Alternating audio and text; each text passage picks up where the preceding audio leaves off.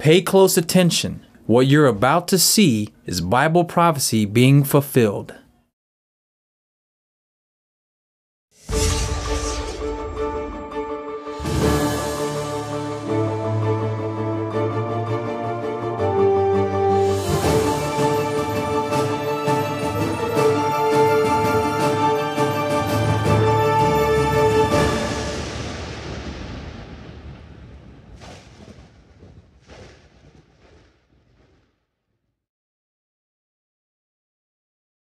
Welcome to YPN News, bringing you the news that relates to Bible prophecy and foretold by Yisrayl Hawkins. And foretold by Yisrayl Hawkins is exactly what took place again this past week. In Pastor Yisrayl Hawkins' weekly address, he mentioned the unsanitary conditions of food establishments that do not follow the dietary laws and the laws of cleanliness found in the first 5 books of the Holy Scriptures. Yisrayl Hawkins mentioned specifically the Golden Corral restaurant and an experience he witnessed years ago in which an employee failed to wash his hands after using the bathroom. Being appalled by this, Yisrayl Hawkins notified the manager, who in turn shrugged off the concern and stated that he often hears that report. Just 2 days after Yisrayl Hawkins mentioned the Golden Corral and warned about the eating at restaurants, a video taken by a Golden Corral employee in Port Orange, Florida, went viral on YouTube, exposing some of the disgusting food handling practices during a routine health inspection, including putting meat near the dumpsters. The video shows hamburger patties, piles of ribs, containers of gravy, and more sitting in the sun surrounded by flies. The video has received national attention and has become a topic of discussion for some well-known comedians. The Late Show with David Letterman put together a list of the top 10 Golden Corral excuses. Here they are. Number 10, you say dumpster, we say dining al fresco. Number 9, cows are out in the sun all day. What's the difference? Number 8, this is why we're not the Platinum Corral. Number 7, we'd store food in the kitchen, but that's where we keep the trash. Number 6, relax, the rats are keeping an eye on it. Number 5, tired of being known as the sanitary buffet place. Number 4, the flies looked hungry. Number 3, judgment impaired after eating tainted meat. Number 2, the deal was, we serve $4 steaks, you don't ask any questions. And the number 1 Golden Corral excuse is, have you seen a corral? All joking aside, the seriousness is, Yisrayl Hawkins told us first and warned us of these type of practices. But that's not the only thing that Yisrayl Hawkins has warned us of. Pierce Brosnan, the actor who played James Bond, lost his 41-year-old daughter Charlotte to a 3-year battle with ovarian cancer. Brosnan announced in a statement, "Our hearts are heavy with the loss of our beautiful dear girl. We pray for her and that the cure for this wretched disease will be close at hand soon. We thank everyone for their heartfelt condolences." Pierce Brosnan's daughter Charlotte is not the only generation in the family to suffer from ovarian cancer. Charlotte's mother and grandmother both died of ovarian cancer. Also in the news this week, a spike in the number of middle-aged women who are becoming addicted to prescription pain medicine. The CDC has warned that about 6,000 women each year die from overdose. Now, between 1999 and 2010, nearly 48,000 women died from prescription painkiller overdoses.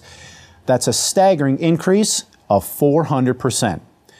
Drug overdoses kill more women each year than motor vehicle accidents or cervical cancer.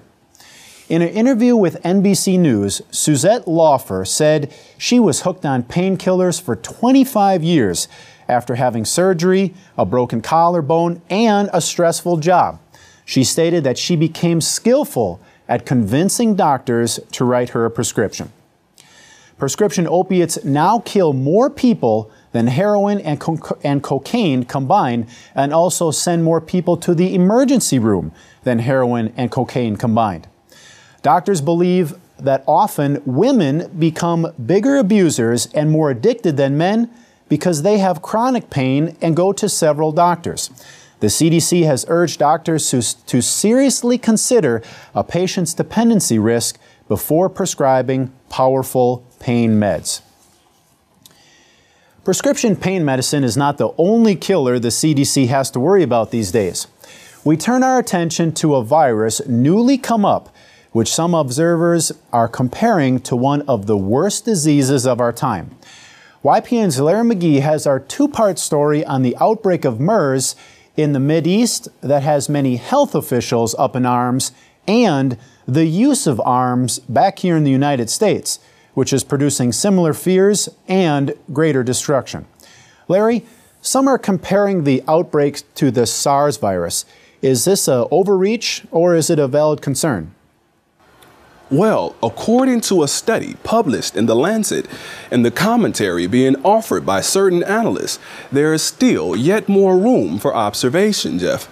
But the World Health Organization announced Friday that an emergency meeting will be convened to discuss the dangers of a virus newly come up, which is threatening the Middle East. MERS, or Middle East Respiratory Syndrome, is a virus similar to SARS or the common cold. The World Health Organization has confirmed 79 cases since the virus emerged in September, and over half of those have resulted in death. The virus became intimidating and caught the public's attention when it developed the ability to transmit from person to person.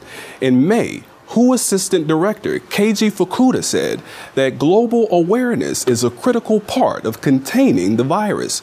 In the meantime, WHO is convening an emergency committee to determine if the virus presents a significant threat to world health. Based on its findings, it could advise temporary safety measures to all member nations if the virus threatens to become a pandemic. Despite the reservations of some, the consensus seems to be that MERS is definitely worth keeping an eye on, especially with the Islamic month of Ramadan approaching. Millions of Muslims are expected to make the pilgrimage to Mecca and Medina between July 9th and August 7th. And if the virus spreads among worshippers, it could trigger a mass global outbreak of the illness as infected pilgrims returning home after the pilgrimage spread the infection. Equally as infectious and even more destructive is the plague of violence claiming lives all across the country. This week, 12 dead and over 70 injured since Wednesday afternoon in Chicago. A crowd gathered to attend a vigil for one of the youngest and latest victims, 5-year-old Jaden Donald, who was shot while watching fireworks at a Southside park. Distraught, Jaden's mother asked, "What makes people think that this is okay? At any time, to take someone's life is just not okay." Speaking after a Sunday service, Governor Pat Quinn called for stronger gun laws to address the violence, a difficult solution for many to accept since the individuals perpetrating the violence seem not to have much respect for laws to begin with. For YPN News, I'm Larry McGee. Jeff, back to you. We appreciate your report, Larry. From the violence on the streets of Chicago to the violence halfway across the world, tens of thousands of Muslim Brotherhood members and their supporters gathered once again this week to protest. Their leader, President Mohamed Morsi, was elected last year democratically, and they believe the military's overthrow of their president threatens that democratic process. Now, one man at the protest said, "It's a fight between democracy and dictatorship." He continued, "The generals who have always been talking about democracy are not democratic. They are democtatorship." Now, the Muslim Brotherhood said their protest is against what they believe is a military grab for power. One spokesman for the group said, "Military has no role in politics. Politicians and the people through the ballot box lead the scene." Of course, the anti-Morsi supporters feel otherwise. They believe the military was just responding to the democratic will of the people. Sebastian Gorka from the Foundation for Defense of Democracies agrees. He said, "Although Morsi won the election, he almost immediately afterwards began to act in ways that are fundamentally unconstitutional, undemocratic, and not representative of the will of the Egyptian people. Now, whichever side the Egyptian people take, these recent protests continue to reflect the deep political divisions within the country and the challenges the interim president faces as he tries to unify the country. Well, unifying the country would not be a difficult task if the Egyptian people agreed to practice the moral principles in the Peaceful Solution Character Education Program. Yisrayl Hawkins has changed the lives of thousands who applied this character education program to their problems.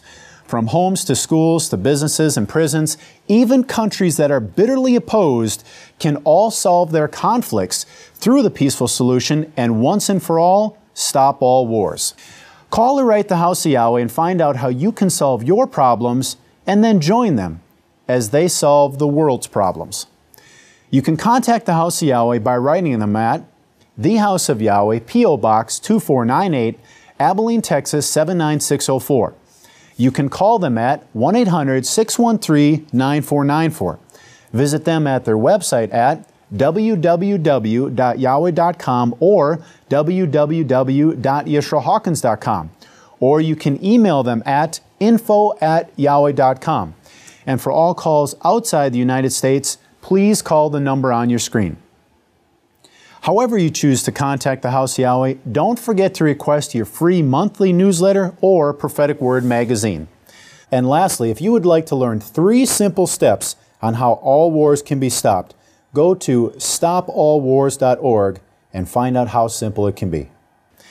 Don't go anywhere. Up next is Yisrayl Hawkins teaching all of us true character. From all of us here at YPN News, I'm Jeffrey Heimerman. Thanks for watching.